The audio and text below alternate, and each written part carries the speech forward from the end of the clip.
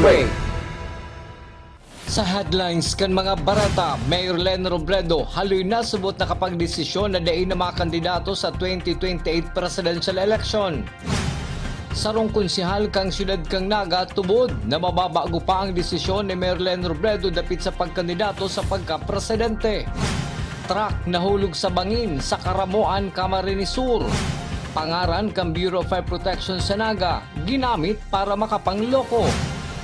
Uya ang mga bareta sa aldaw na ini. Ako po si Chris Palomania.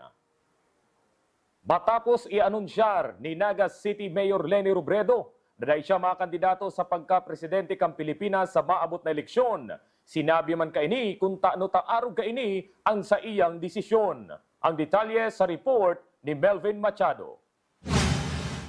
Sinaro-saro ni Naga City Mayor Leni Robredo ang nagkapirang rason kung taano tadiin na siya interesado sa pagkandidato sa pagka-presidente kang Pilipinas sa 2028 national election. Susug sa alkalde, di niya kaya ang politika sa lado nasyonal. Asin mas nahihiling niya ang sayang kakayahan sa lado lokal o sa pagka-alkalde kang Naga. Kung dati grabe ang pressure sa iya kang pagkandidatuhon siya bilang presidente, hulita siya ang vice-presidente kaidto. Alagad gunyan, mayo naman subod siyang namamatayan na pressure. Okay, nahiling ko na si limitations ko. Garo mas bagay talaga ako sa local, maluya ako sa politika. Ako sa trabaho, kadako naman ako day aram, pero mahigos ako. Pwede sa local, pero sa national, kadakol ang day ko talaga kayang ibuho. Maluya talaga ako maluya ako mag-navigate kang politika.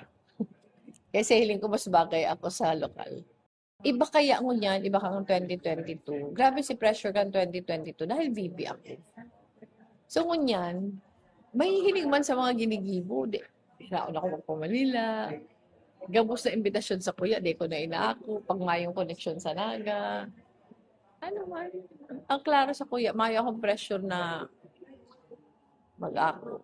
Basta sa kuya, ang gabos na concentration ko Naga.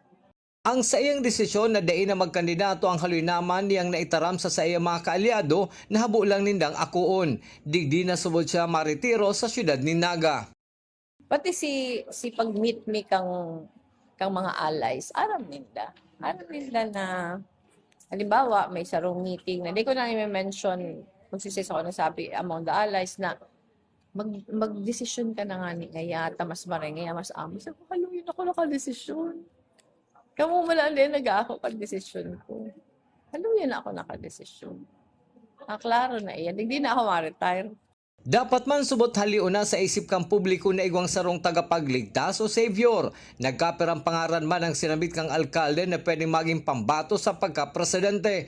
Pinasalamatan man kaini ang mga nagsusuporta sa iya. Para sa GNN TV48 Naga, Melvin Machado, Newsbreak. Mientras tanto, tubod man si City Councilor Gil Rosales na may tsansa pang magbago ang naging pahayag ni Mayor Leni Robredo na dahil siya mga kandidato sa pagka-presidente. Nagbabalik si Melvin Machado. Kung si City Councilor Oyeng Rosales ang hahapoton, pwede pang magbago ang naging desisyon ni Naga City Mayor Leni Robredo na dahi na magkandidato sa pagka-presidente. Susuki City Councilor Rosales may mga enot na subuot na pangyayari na nagsabi si Mayor Robredo na dahi makandidato alagad ang Dagos man giraray. Urog na kung ang tao na subuot ang nagkukubinsir na liwat ng ikonsiderar ang pagkandidato sa pagka-presidente. Feeling ko pwede mabago yun. Hindi naman bago. For me kung may mga changes na mangyayari in the coming few years kung magbago man siyang desisyon. In the past, pagkagaro, arugman ko yun eh. Pero sabi na siya madalagan, mga governor. Kailangan. Well, aram mo, if it is the people who tells you to run, then who are you to refuse? Kung naitaraman subot ni Mayor Robredo ang dain na niyang pagkandidato, posibleng habo lang mo na niyang maribaraw o maistorbo sa pagkaalkalde kang Naga. Feeling ko, kasi in the few years I've known Leni, siguro talaga ng personality niya eh. Bako siya si typical na politician na deliberate, magplano kan sa iyang mga mga next steps for politics. Even when she started as congressman, di ba grabe man kata si tiriritan na nangyari. Di man sa tiriritan, pero di din siya sure up to the very end, hanggang sa talagang grabe si Clavor, nagdalaga siya as congressman. So that's how she is really from the start. And up to now, naging consistent lang ang nahiling ta is really her being consistent with who she is. Sa lado ni Liga ng mga barangay president, city councilor Corazon Peñaflor, suportado man niya ang anuman na desisyon kang alkalde kang Naga. Kami po, ginagalang mi po ang anuman desisyon kang gobyerno. Kung hindi ma-postpone po ang BSK election, ang karayan po kayo dahil sabi ka to po ni Secretary Garcia po kang sarman nakaulay ko po, nasabi niya na ina-mention niya po na ibang 17 million, asa na 1 million po nagamit na talaga katong kang mga balota. Sabi niya, maka-ekonomiya nga ning almost na 14 million ta day man naubos gabos ang pondo kayang na ginagamit sa sa eleksyon. Mientras tanto, kung ang siyudad kang Naga ang pipilion ni Mayor Leni Robredo sa 2028, syerto man subot ang duwang opisyal na susuportahan ini kan iba nidang kaibahan sa sangguniang paglunsod kang Naga. Para sa GNN TV 48 Naga, Melvin Machado, Newsbreak. Sa kasumpay na bareta, baranga man ang opinyon kang publiko sa pahayag ni Mayor Leni Robredo na daina mga kandidato sa pagka-presidente sa maabot na eleksyon sa taon 2028. Ang detalye sa report ni Cristina Valenzuela. 100%. Ever since man, pag kandidato kong Naga, klaro sa kuya na di na pumabalik ng national. Ini ang naging pahayag ni Naga City Mayor Leni Robredo na nagkukumpirmar kan sa iyang daina pagkandidato sa maabot na presidential election. Ang publiko may kanya-kanyang reaksyon sa naging pahayag kang alkalde kang Naga. Arog ni Nanay Luz Biminda Berlon na empleyado kang lokal na gobyerno kang Naga ang naugma sa desisyon kang alkalde. Para sa iya, maamot niyang tapusin muna ni Robredo ang sa iyang termino bilang alkalde kang syudad. Ini para maipadagos man ang mga programa asin proyektong napunan kang alkalde. Para sa akin, sir, sana tapusin mo na yung yung termino niya dito sa Bicol para matapos din yung mga proyektong nahawakan niya. Para man kay Tatay Michael de la Cruz, maski suportado niya ang desisyon kang alkalde, maut niya pa ining maging presidente. Hulit na nahihiling niya ang kakayahan ni Mayor Robredo na tabangan ang mga tios sa buhay. Para sa kuya, naka-Mayor Leni mo po yan. May isa din mo po siyang kaisipan kung anong gusto niyang gibuon sa iya sa pagdalagan niya or president or mapadagos pagiging mayor ng Naga. Nasa iyo mo po yan. May kakayahan siyang maging presidente, tapos simpleng tao lang siya. Magpadalaga ni pagiging dito sa Naga. Gusto ko po siya maging presidente para igawa mo kitang Bicolano maging presidente sa maabot ng panahon. Tapos para matabangan ang mga tios. Arog man kaini ang sentimento kan tricycle driver na si Tatay Dennis. Maot kaining magdalagan sa pagka-presidente ang alkalde. Para sa kuya po ko tayo, gusto ko maglaban ng presidente po si Mayor Leni para maging magayon po sa tuyang lugar. Mensahe ko lang po sa inyo, ma'am, na sana maglaban ka po ng presidente po para matabangan po kabus na nagtitiwas po sa Pilipinas po, ma'am. Alagad sabi kan mga nakaulay mi, kung ano man ang maging desisyon kang alkalde ang suportado maninda. Sa ngunyan, dakulaan paglaom ni Tatay Michael na magbago pa ang desisyon ni Mayor Robredo urog na tahaloy pa man ang 2028 election. Para sa akin, sir, gusto kong maging presidente siya para matutukan niya dito sa Bicol. Susuportahan po. Bakit? Sir, susuportahan po ulit para sir masubukan naman natin siya bilang presidente kung ano naman ang mga magagawa niya dito sa Pilipinas.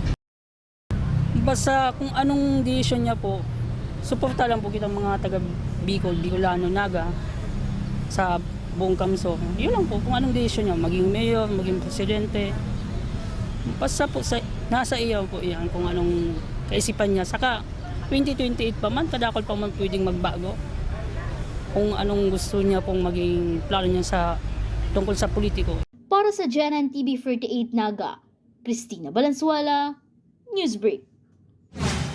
Sa ibang bareta, mahalatsa na ang Liga ng mga Barangay sa magiging pinal na desisyon dapit sa planong pag-uktaba na naman kang eleksyon sa barangay asin sangguniang kabataan. Sinabi ni Liga ng mga Barangay Federation President City Councilor Corazon Peñaflor, kung mauuktaba ang eleksyon sa barangay asin SK, dakulang pondo subuot ang matitipid na pwedeng ipang-ayuda, alaga daiman subuot ini basta-basta pinagtatao, imbes nag-agi ning proseso. Kung may mamumundo sa pagpospone kan eleksyon, iniiyo ang mga nagpaparaharalat para sinda makapagkandidato. Kung mapupuspon po po sindang magiginibot kung yan ang katsugan kang nasyonal, dahil po nairin man po ninda na ibang mang karayan, dahil makasave po ang katong nasyon ning dakulang kwarta para daapang tabang. Pero inagi man po sa mali na proseso ta. Dahil mo basa-basa na ining puno kang sa eleksyon, itatao tulos. Kaya ini pang kamarayang kanina, makakatabang itong pondo na magagamit. Alagad, sabi mi po nga ni sa kairibanan mi na suklian lang permining mali na pagtatrabaho, asin may na serbisyo sa mga publiko dahil ini po dalang kaipuhan. Medyo negative lang po din dahil kada kung mapupugan nagalat na gusto ng maging maraming official o kaya makalusot sa eleksyon. Itong na mapupurnada po itong mga pangarap, simple po na gusto naman po nilang makaserbi naman sa barangay kung sinda po talagang mangyari na manggana. Mapapakinabangan na po ang barangay ang sa mga serbisyo, ma'am. Sa ibang issue, inako ni punong barangay asin Naga City Liga President Corazon Peñaflor kang barangay Kalawag Syudad ng Naga na bakong gabos na barangay sa syudad ang may kumpletong CCTV camera. Sa paliwanag ni City Councilor Ason Peñaflor, nagsasaring subuot ang mga barangay sa kadikit nindang pondo para makabakal kaini na dakulang tabang sa pagmantinir kan pasi orden. Ang mga barangay sa syudad ang mayong bastanting pondo para ipambakal asin ipairahay kang mga nararaot na CCTV camera. Sa iling ko, gabos lang po na ipapo sa presinta mga CCTV kanyang barangay dahil po sa aramta po na limitado man po ang pondo kang barangay, simple po binabanga-banga lang po yan. Sa experience ko po, nag-supply kami CCTV na taon. Otro taon, simple may mga kalamidad ng gaagi, nararaot, asin talagang day man po ang perming marahay. Kaya madagdag ka na naman, naraot na si iba, masi magdagdag ka na, pag-irit na nabawasan manggiraran. Kaya may po talagang maray na magsabi kitang maperfecta po ang CCTV sa mga iskinita kang kanya-kanyang barangay. Sa sabuyang pagbabalik, truck na nahulog sa bangin sa Karamoan, Camarines Sur, mga lunad, salbado. Yan na sinibapang nangingenot ng mga bareta, tigilang sa GNN TV 48 Naga Newsbreak. The digital age is here. They warn us of a cold, efficient world where the human touch is lost to automation. But we refuse to accept that choice. At Naga College Foundation, we believe the best future is one led by heart. We equip you with the skills you need to thrive. From our dynamic programs in finance and business, to the hands-on fields of IT and engineering, through our vital health sciences, our justice programs in criminology, and the crucial roles of education in the arts, we cover the entire spectrum of tomorrow's workforce. Here, you don't just become future ready, you become a worker with empathy, a leader who understands that technology must serve humanity. Choose the college that prepares you not just for the job, but for the world. The future is here at NCF. Enroll at Naga College Foundation. Let us build a brighter, kinder tomorrow.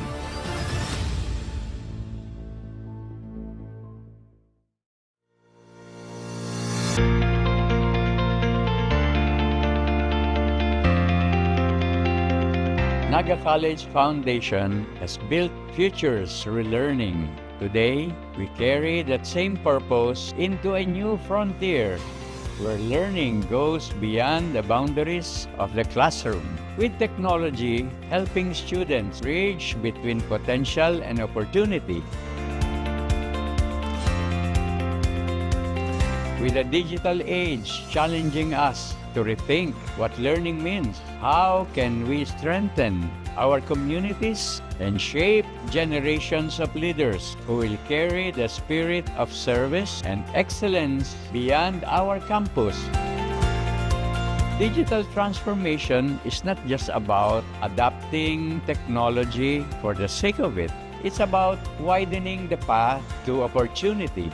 Every learner can access the same quality of education with the same confidence to thrive in a fast-changing world.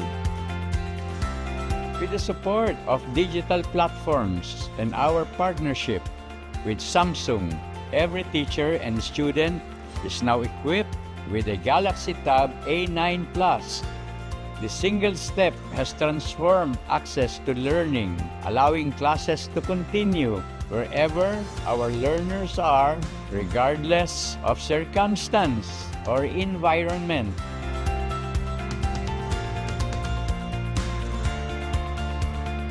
Our educators are no longer limited to traditional teaching method. They have been trained to use app and online platforms to create interactive, data-driven lessons that adapt to how each student learns best, bringing energy and relevance into every subject. Students, in turn, are collaborating digitally across teams and disciplines, mirroring the very environments they will soon enter in the professional world. We have taken learning beyond the classroom, empowering teachers to inspire and students to lead by embracing technology and making tablets part of our curriculum. Our digital transformation is not simply an adaptation, it is transformation driven by purpose, guided by innovation, and anchored in our belief that education must always serve people first.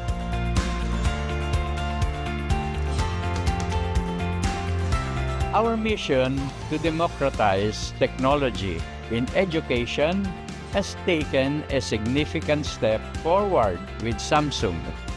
By empowering every student to leap into the future, we ensure that true transformation begins where opportunity is shared by everyone, everywhere.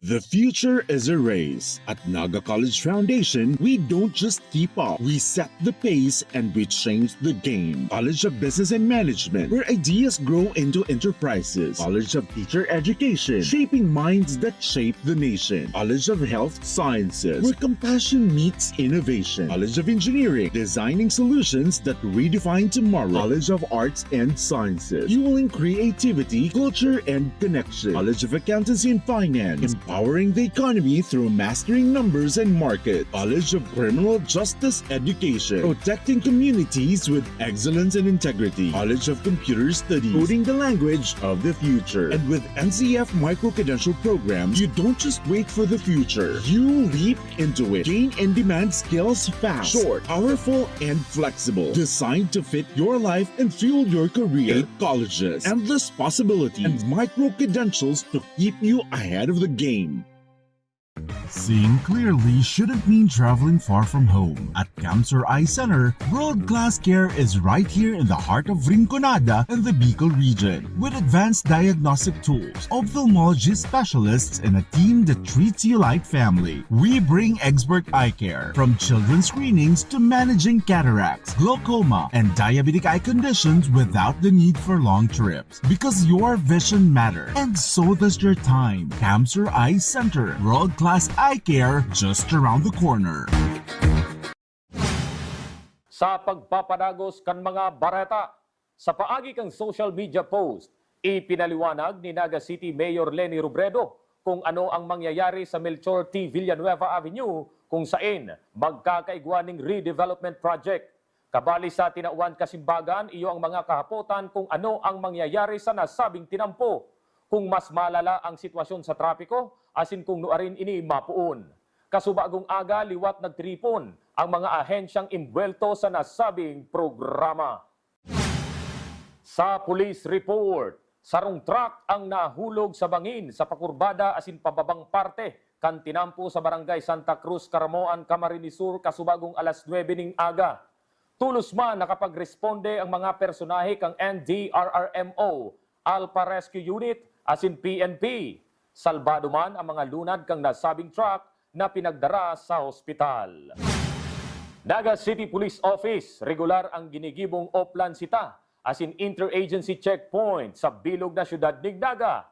Ang detalye sa report ni Cristina Valenzuela. Liwat nagkondusir ng interagency checkpoint asin Oplan Sita ang Naga City Police Office kaibahan ng LTO, PSO asin Highway Patrol Group kasuod mang alas 4 ning hapon sa Barangay Balatas, syudad ning Naga. Sa nasabing operasyon, 26 na motorista ang natauan ng citation tickets, hulikan man laylay na pagbalgar sa lay sa trapiko, asin 6 na driver ang natauan man kang LTO Naga ng Temporary Operators Permit o TOP. Ayas kan suod man nagkigwa kita ning OTBT or inaapod ming itong interagency checkpoint and continuous Oplan Sita. So, kan suod makaibanan ng LTO and PSO.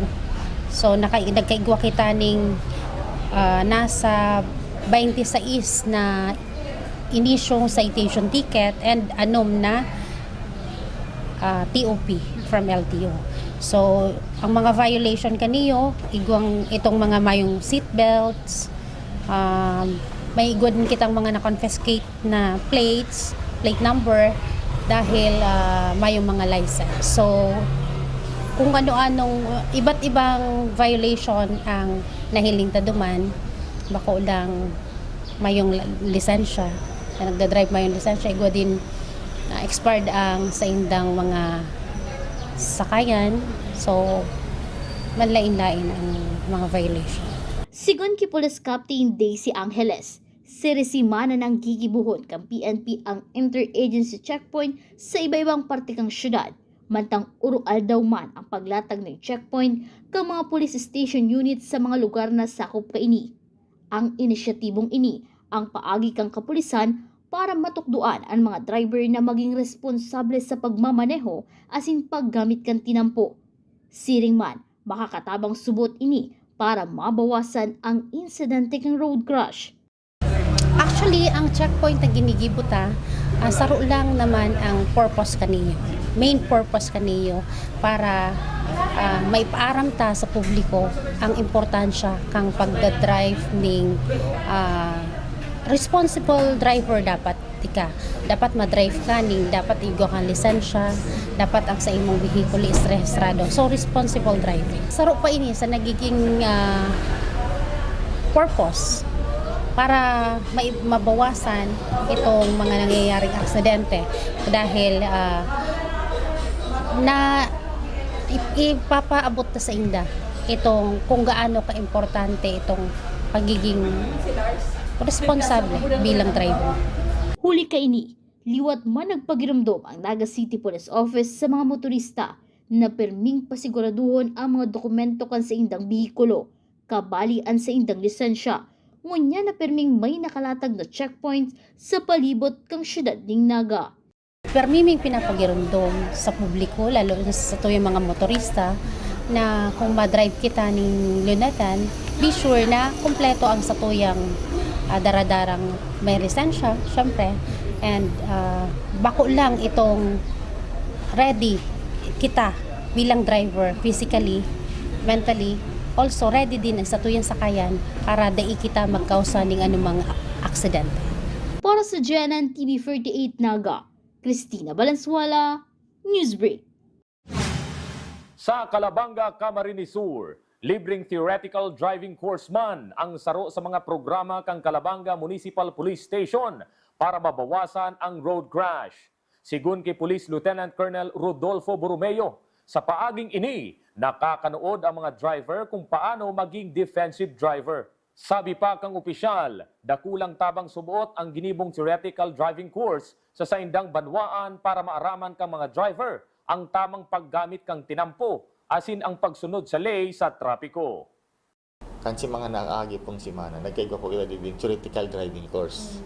Tangani pong ini yung mga road crash na ini, babawasan ta dahil ini pong theoretical driving course. Si mga mayo pong lisensya, nag-undergo sinda sa seminar, nakanood sinda kang defensive driving, nag-aram sinda kung ano baga talaga dapat ang pagmamaneho, kung saan baga dapat, ano ba dapat ang sakuyang behavior or ang sakuyang klase na pagmamaneho sa tinampo. Dapat po maging defensive kita. And dakulang tabang po to, itong theoretical driving course na ginibot po digdi sa Banwaan ng Calabanga. Tangani pong ang satuya pong mga riders maging aware. Aram ninda ang tama na pagmamaneho and at the same time makanood sinda kang pinaka maray, pinaka dapat na behavior kan sarong rider sa tinampo and sumunod dapat sinda sa satuyang batas trapiko. Huli sa warrant of arrest para sa kasong theft, dinakop kasubanggi kang Police Station 1 sa Urban Purki, Burak, Bagong Bayan, Sur, Naga City ang 39 anyos na construction worker na si alias Kaduk. Kasong theft ang inatubang kang akusado na may recommended bail na 6,000 pesos. Basado sa report kang PNP, mayo man subuot dating kaso ang nasabing akusado.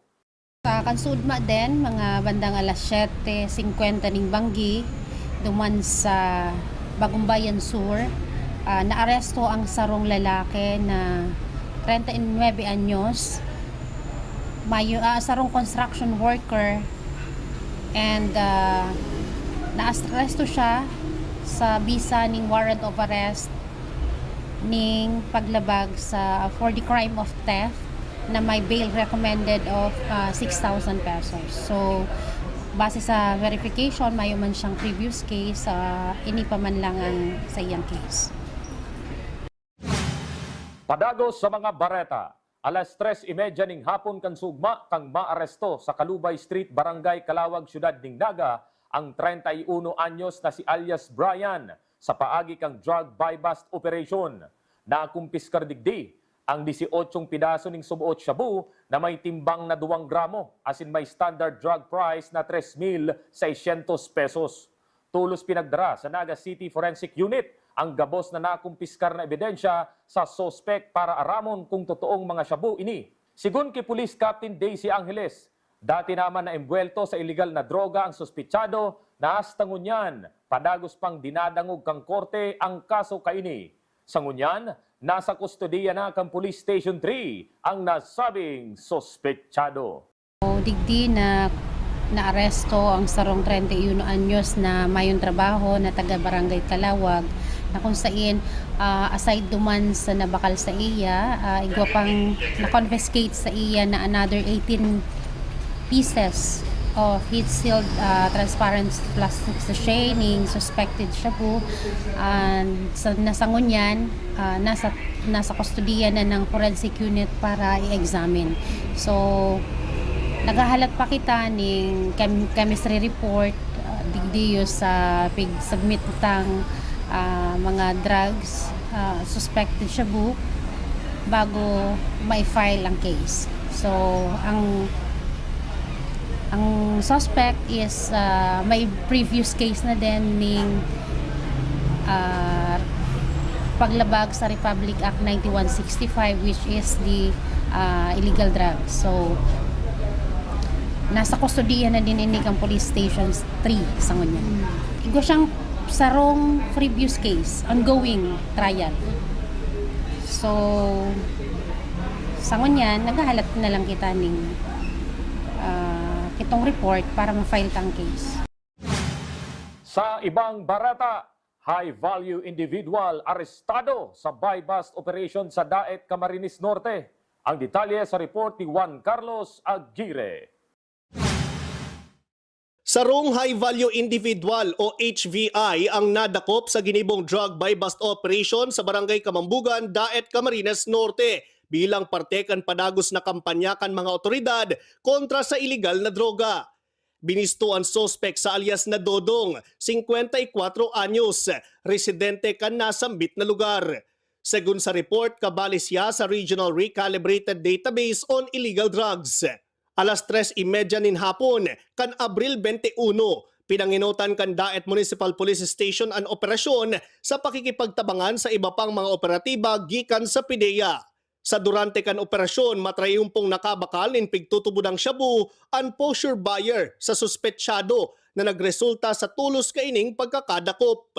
Nakumpiskar sa sospek ang nagkapirang pidaso nin heat-sealed transparent plastic sachets na may laog ning pigtutubudang shabu na may pigkakarkulong gabat na 3 grams as in standard drug price na 20,400 pesos. Sa ngunya, nasa kustodiya kan Daet MPS ang sospek mantang nagpapadagos na ang preparasyon para maisangat na ang kaso sa pagbalgar kan Republic Act 9165 o Comprehensive Dangerous Drugs Act of 2002. Para sa GNN TV 48 Naga, ini si Juan Carlos Aguirre, Newsbreak. Padagos sa mga bareta, inalerto kang Naga City Bureau of Fire Protection ang publiko. Urog na ang mga establishmento na igwang naggagamit kang pangaran kang BFP Naga para makapangloko. Sarong bistadong kakanan sa Magsaysay Avenue, ang naorderan ning kakanon na nagkakantidad 3,000 pesos. Sarupang kakanan, ang naorderan man ning 7,698 pesos. Naggagamit subuot ning pangaran ni Rico Chu, ang sospek. Para sa mga establishmento, mag-verify muna subuot. Ang mga ini, antes ko anon ang mga order. Asin maging alerto sa araw kaining estilo. Yan ang mga bidang baratang nakalap ng mas pinakusog na puwersa kang GNN TV48 Naga News and Bicol Affairs. Dahil malingaw na i-follow ang sumuyang official Facebook page, GNN TV48 Naga. Padagos kaming mahatod ni mga baretang garantisadong nangingenot asin napapanahon. I-hit ang subscribe button sa samuyang official YouTube channel, GNN TV48 Naga, para updated kita sa mga bareta asin istoryang bida ang Bicolano. Ako po si Chris Palomanya, asin ini ang GNN TV48 Naga Newsbreak. Tanga diri ko nababay na GNN TV48 Naga. Kalma! Lumipat lang ang GNN TV48 Naga sa channel 48.1. What? Direk, ang simple lang ng solusyon dyan. Kunin ang remote, pumunta sa menu Setup o Settings, at hanapin at pindutin ang scan at hintayin. Then, boom! Balik na sa GNN sa channel 48 mo. Para sa mga balitang nanguna at napapanahon, at sa mga programang suwak sa panlasa mo. Tutok lang sa GNN TV48 Naga, Bida ang Bicolano. Be a champion, be a tiger today. NCF's the quest, lights lighting your way. At the Naga College Foundation Basic Education Department, we provide an environment where innovation is nurtured and resources promotes collaboration and discovery. Our students benefit from hands-on learning in cutting-edge science and technology laboratories, bridging theory with practical application. We maintain a supportive institutional framework, ensuring a safe, clean, and academically focused atmosphere for every student. Beyond academics, our comprehensive facilities, including sports, develop leadership, teamwork, and discipline. NCF is proud to be a LASO-accredited institution, a recognized mark of excellence and high-quality education. This is Naga College Foundation Basic Education Department. Changing the game.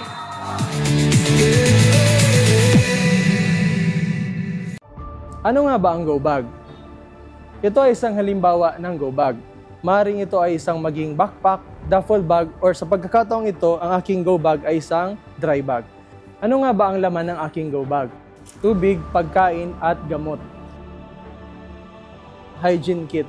Meron pa ako ditong sabon, toothbrush, toothpaste, at shampoo. Flashlights and headlamps. Advisable na magdala po tayo ng power bank. Of course, your communication device, notebooks, and other documents.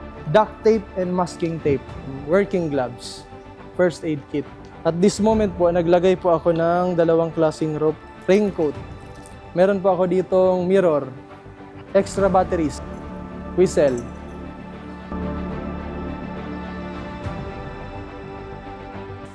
Ang layunin ng Bureau of Fire Protection ay ligtas na buhay at ari-arian. Sa muli po, ako ay si Fire Officer Juan Baquero from Bureau of Fire Protection, Naga City Fire Station na nagpapaalala, laging maging handa para ligtas sa sakuna. At NCF, we're all about that holistic grind. Hands-on training, real-world experience, and affordable education that gets you industry ready. Shoot to edit? Dito, from concept to screenwriting. From shooting to editing to actual broadcasting, NCF was the first and the only school that has its own operational television and radio stations. No boring stuff, just real skills for the real world. G ka na ba? Tiger today.